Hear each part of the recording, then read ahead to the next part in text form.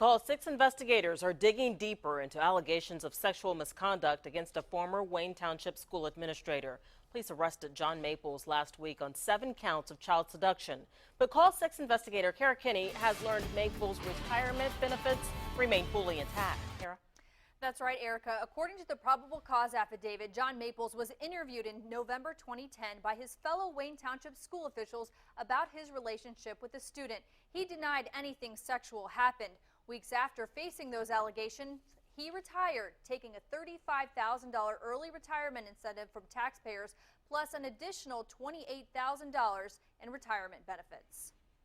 According to the probable cause affidavit, former Wayne Township Chief Operations Officer John Maples began a relationship in 2009 with MC, a then 16-year-old student at Ben Davis University High School.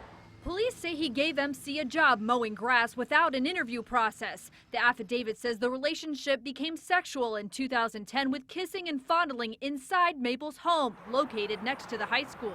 After several other encounters, MC notified school officials.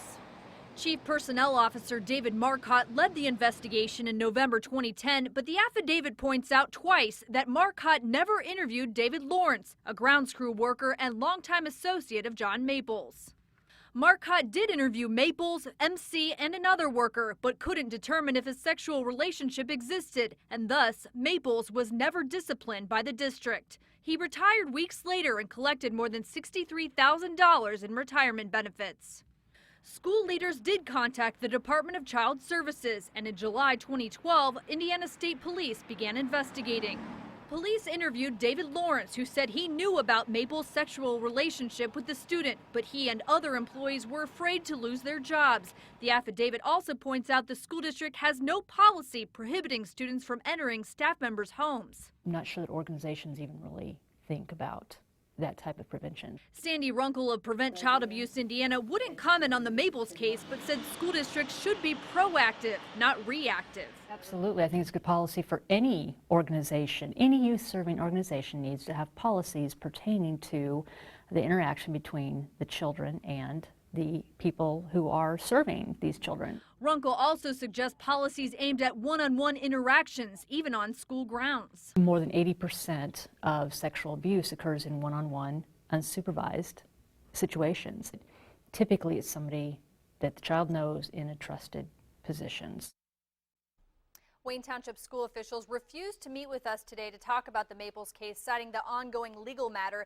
They point out Maples was one of 64 employees to take the $35,000 early retirement incentive. They are not considering any new policies aimed at student-adult interactions because they say state and federal laws dictate appropriate behavior. As for Maples, his attorney says Maples denies the charges and he will be in court on December 11th. So, Kara, what can parents do? There's a lot of things that parents can do. One, talk to your kids about what's appropriate, what's not appropriate. You can also ask your school, what are your policies about one-on-one interaction and school officials, students going into school officials' homes. You can also, Prevent Child Abuse Indiana says that, just know that even people in authority can be a threat to your child. There's a lot of people that believe that if a person's in authority that they don't pose a threat, but Prevent Child Abuse says they can. All right, a good reminder, good information for everybody to have. Kara, thanks.